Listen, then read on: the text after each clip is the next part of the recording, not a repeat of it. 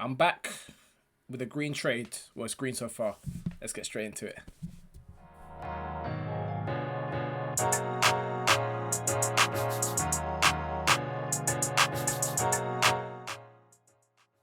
Hi guys, it's Any, aka the Noctrader, your friendly neighborhood swing trader, back again with another video. Remember to hit that like button, hit that subscribe button, and hit that alert button to get alerts on all my latest videos. I got Facebook, Twitter, and Instagram at the Noctrader on all social media platforms. And if you check that description section below, you'll see a link to my mailing list, my Discord chat room called Pip Talks, and my free ebook. Once again, check them all in the description section below. So I took some time off after my bad trade, and I really reflected. I went to wait and to get a really good position. So I've been stalking the DAX for some time. I've been saying this for some time that the DAX looks like it was going to sell off. I was right about my hypothesis, but I timed it wrong.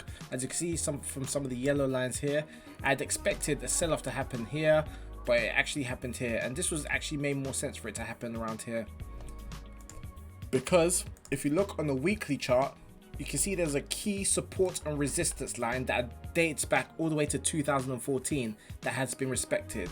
So in 2014, this support line was made. In 2016, it got tested again. In 2016, again, it got tested for the second time.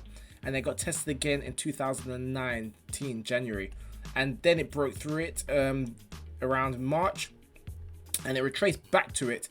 And this is where they treated the old support as a new resistance. So I thought, if it hits here, it could potentially break through or it could sell off, but I didn't want to preempt the trade. As I said in one of my other videos, the minus £400 video, I said about how I was preempting what was going to happen rather than waiting for it to play out. And obviously I've learned my lesson, and I made sure that I tried to stick to good practices in this trade. So I waited and I waited and I waited for the right time, and I took a good position. So let me talk you through the thought process when I took the position. So as you can see straight away, this is an ascending wedge, and this thick white line was that resistance and support line that I was saying on the weekly chart. So once price hit that resistance line, I was waiting for it to either break through or sell off, but I wasn't going to make a decision until it made a finite decision. So I wasn't going to, because as you can see here, it actually broke through it a little bit. And if I was too eager, I could have taken a long position here thinking that it's broken through, but that's not enough for me.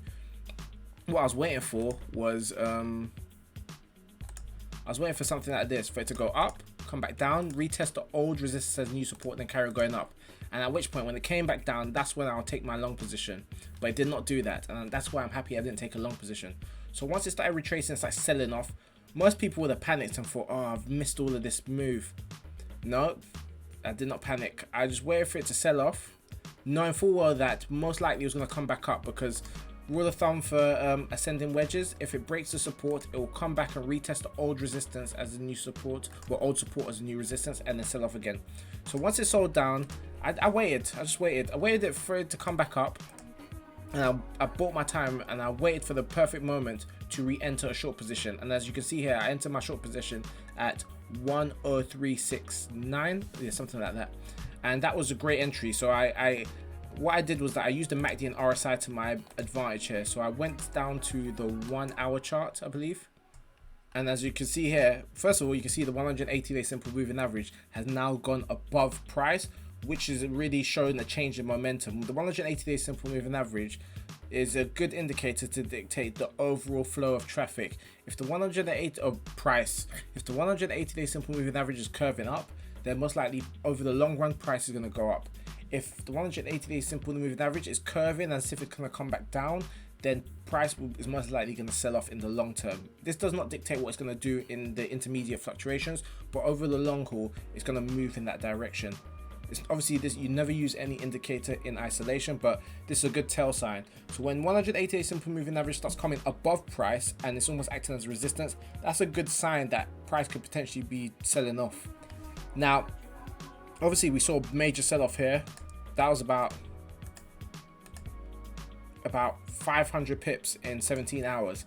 So when it retraced, I was expecting it to retrace. Well, you don't expect, but I thought it would retrace back to the old resistance, which is this line, the ascending channel pattern resistance. But what it did was that it retraced, but it didn't go make its way all the way there. And you can't assume it will. It won't always. So what I did was that I used the MACD and RSI on the 1 hour chart as a gauge to see where momentum had kind of dissipated. And with the MACD, what I do is that when MACD's climbing, you don't want to take a short. But when it starts plateauing and it looks like it's lost momentum, it's flatlining, it's about to sell off, at this point is where you think, okay, now it's kind of, the momentum has been lost and now it looks like it's about to sell off. So this is a good area to take the short. So that's why I use so many different indicators, because they all give me different, help me in different ways when I'm taking a position. So at this point here, I saw, okay, this is a good place to take a short, and I took my short position here and I just rode it down. Obviously it was making all of these different moves, but for the most part it was ebbing and flowing, but it was going in the direction that I wanted it to. So given said, now that it's done that, I took a position of 0.75. I was being quite conservative because I was being quite conservative. I made the silly trade. As I said, I made a couple silly trades in that £400 day loss. So I wanted to build my account and my confidence again slowly with smaller trades, rather, even though I could have made more. But I'm happy with what I've made, and I think that there's more for it to go down. Obviously, there's going to be another resistance line that this that needs to be broken around here. Another resistance line. I believe that this line needs to be broken as well, but I think over the next couple of days there's a good chance that it can continue selling off, because on the daily chart I don't believe we've even scratched the surface of the sell-off yet. I think there's going to be way more selling off to do. I don't believe it's gonna, I don't know if it's gonna go back all the way back down to 8,000. That's a bit of a tall order, but I do believe that if it can go even halfway, I think that's a pretty reasonable amount for it to sell off. And on the 4-hour chart, you can see, let me get rid of some of this because there's lots going on here. I'll get rid of that because that didn't happen.